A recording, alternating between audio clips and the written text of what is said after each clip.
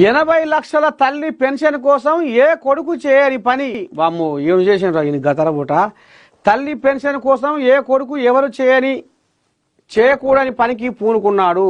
అలా 4 ఏళ్లు మోసం చేశాడు. చివరికి పోలీసులకు చిక్కాడు. కొడుకు ఘనకార్యం ఏంటి అంటే ఉత్తర ఇటలీలోని బోర్గో వర్జిలియో పట్టణానికి చెందిన నర్సు గ్రాజియెల్లా డల్ ఓగ్లియో 85 చచ్చిపోయిందట. అయితే ఆమె చనిపోయిందని చెబితే పెన్షన్ రాదేమోననే భయంతో ఆమె 56 ఏళ్ల కొడుకు ఎవరూ ఊహించని పని చేశాడు.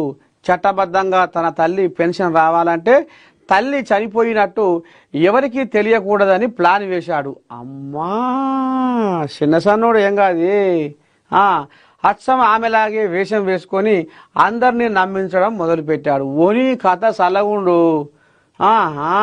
వామ్మో అలా వేషం మార్చుకొని గత 3 ఏళ్లుగా ఆమె పెన్షన్ పొందుతూ సుమారు 80 లక్షలు దండుకుండాట. చిన్న సన్న మొగోడేంగా చిత్రాల మారేవాడు. అయితే మోసం ఎంతో కాలం దాగదు కదా, దాగుతుందా? ఈ దొంగతనం, ఇంకోతనం, ఈ మోసం, దగ అది ఎప్పుడో పాపం పండబడినప్పుడు బయటపడుతుంది. ప్రకృతి కదా ఇది, గంపంత కనిపెట్టుకుని చూస్తూనే ఉంటుంది. 1000 గనులు ఉంటాయి ప్రకృతికి. ఏ కంటకెళ్ళు తప్పించుకుంటావు? అందుకనే మోసం అనేది ఎల్లకాలం నిలవది, దొంగతనం అనేది ఎల్లకాలం నిలవది. ఏదో ఒక రోజు నువ్వు దొరికిపోవలసింది. మోసం చేస్తే ఏదో ఒక రోజు నువ్వు పట్టుబడవలసింది. ఈయనకు 3 ఏళ్ళు పట్టింది.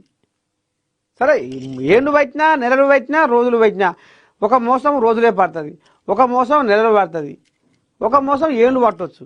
ఇక ఈ కోయిలాగా తల్లి చచ్చిపోతే తల్లిలాగా వేషం వేసుకొని తల్లి పెన్షన్ 3 ఏళ్ళు దొంగిలించుకోండు. 3 ఏళ్ళు ఈయన కలిసి వచ్చింది. అయితే 2022లో తన తల్లి మరణించిన తర్వాత ఆమెలానే బ్లౌజు, స్కర్టు, లిప్స్టిక్, విగ్గు ధరించేవాడు. అయితే నవంబర్ 16న ఐడి కార్డు రెన్యువల్ కోసం రిజిస్ట్రేషన్ కార్యాలయానికి వెళ్ళినప్పుడు అధికారులకు అనుమానం వచ్చిందట. ఈడ దొరికింది కోల్లాగా.